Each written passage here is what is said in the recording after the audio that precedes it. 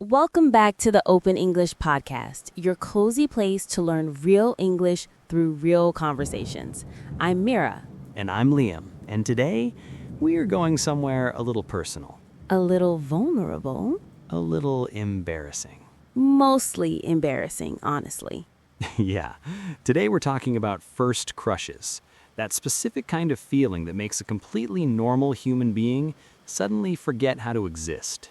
You know that moment, someone walks in, your brain just leaves the room, Your brain goes, not my problem anymore, good luck. and you're left there alone trying to remember how to say hello. In your own language, not even in English. Exactly. And we're going to talk about that today.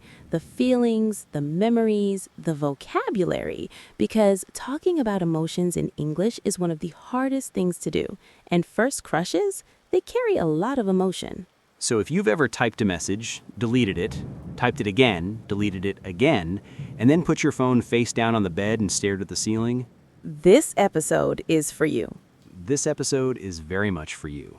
This is a B1 to B2 level episode. The language is natural and a little emotional, but we'll speak clearly, explain new words when they arrive, and make sure you can follow along even if some parts feel new. And if you're a strong B1 listener, stay. The best way to grow is to hear English being used in real, human moments, not just textbook sentences. We have a comment challenge for you today. Finish this sentence. My first crush taught me blank. It can be something funny, something honest, something small. There's no wrong answer here. Mine would be, my first crush taught me that silence is not mysterious, it's just silence. We'll get to that story. We will, unfortunately, get to that story. Write yours in the comments. And if this kind of episode feels useful, please like, subscribe, and share it with someone who also has a cringy first crush memory they've never fully processed. We're processing together. That's what this podcast is. Okay, so Liam, let's start gently. How old were you? 13. 13? And what happened?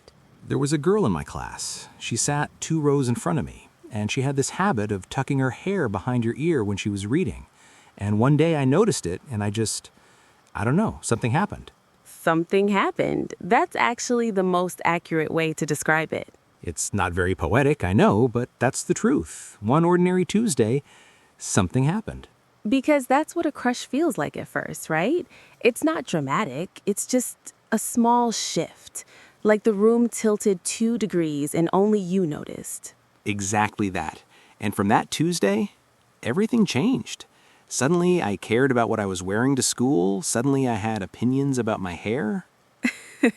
You had never had opinions about your hair before. I had 0 opinions. My hair just existed, and I was fine with that. But now there was a reason to care. Now there was a reason.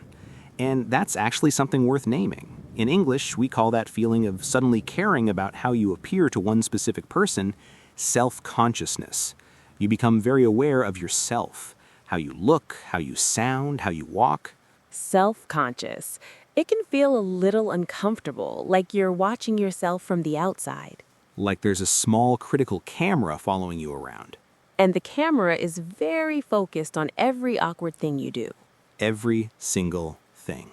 I felt that too. My first crush was in secondary school. His name was Daniel, and I remember I used to practice things to say to him alone in my room out loud. Oh no. Full conversations. I would play both roles. I would say something, then I'd answer as him, then I'd respond. You were writing a script. I was absolutely writing a script. And then I would see him in the hallway, and my mind would go completely blank. The script, gone. Every word, gone. Like someone wiped a whiteboard. And what did you say instead? Pass. I looked at the floor and walked faster. Mira. I know. But that's the thing about having a crush.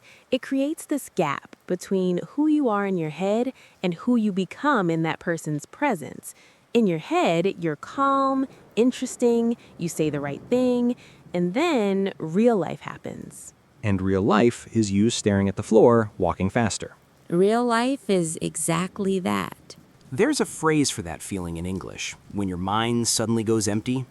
we say your mind went blank or you drew a blank. Drew a blank. It means you tried to find words, thoughts, a memory, and found nothing, just empty space. For example, she asked me a simple question and I completely drew a blank. Or I had the answer a second ago and now my mind is gone blank. Very useful, very relatable, especially when you're 13 and in love.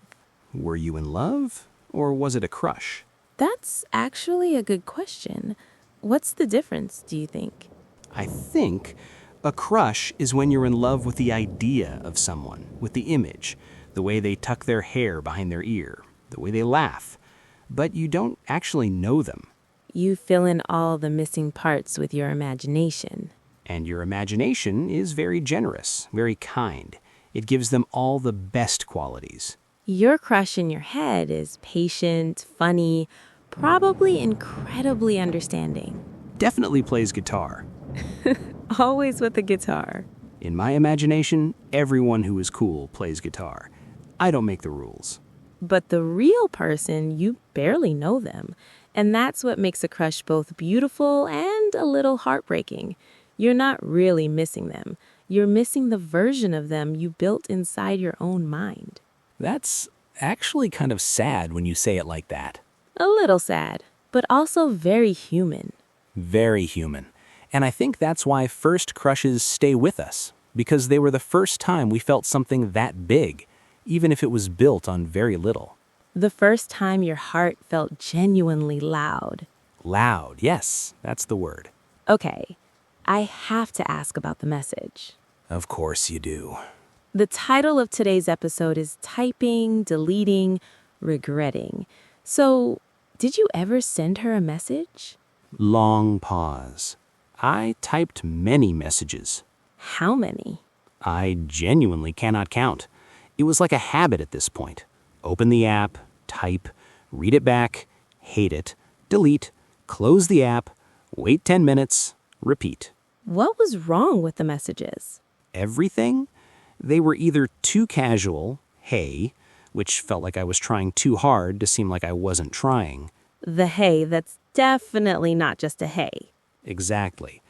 Or they were too long, like I had written an essay about my feelings, full paragraphs. I used semicolons. You used semicolons in a message to your crush? I was trying to sound mature. I was 13. Liam, 13-year-olds do not use semicolons to seem mature. They just seem like they're filing a formal complaint. I was filing a formal complaint about my feelings, yes. That is accurate. And did you ever send any of them? No. I deleted them all. And then she moved to a different school at the end of the year, and that was that. And how did that feel? Like something quietly closed. Not a door slamming, just a door softly clicking shut. And I thought, I should have just said something. Even something small. Even something imperfect. That quiet regret. In English, we have a phrase for that kind of feeling. What if? Those two small words that carry so much weight. What if I had sent the message? What if I had just said hello? What if is one of the most bittersweet phrases in the English language. Bittersweet, something that is both a little sad and a little beautiful at the same time, like a memory that makes you smile and ache together. First crushes are almost always bittersweet in memory. Because even if nothing happened, they were the beginning of something, the first proof that you were capable of feeling something that large. And that's worth something. That's worth a lot. Let's slow down and take a gentle walk through some of today's words, a calm word tour. You can repeat after us or just listen and let them settle. Starting with the feeling that started everything. Self-conscious. When you are very aware of yourself, how you look, how you sound, how others might see you. It can feel uncomfortable, like a small camera following your every move. For example, I felt so self-conscious the first time I spoke English with a native speaker. Or, having a crush makes you self-conscious in a way nothing else does. Repeat. Self-conscious. Drew a blank. when your mind suddenly goes empty and you cannot remember or find the words you need. For example, she asked me my name and I completely drew a blank. Or, in stressful moments, even fluent speakers can draw a blank. Repeat, drew a blank. Bittersweet. A feeling that is both a little sad and a little beautiful at the same time. For example, looking at old photos is always a bittersweet experience. Or, the end of a good book feels bittersweet. You're happy it happened, but sad it's over. Repeat. Bittersweet. What if? Two small words that carry the weight of possibilities you didn't take. For example, what if I had studied harder? Or, the what if thoughts are often harder to carry than the actual outcome. Repeat, what if? And finally, something quietly closed. This isn't a set vocabulary phrase, it's a way of describing an ending that isn't dramatic.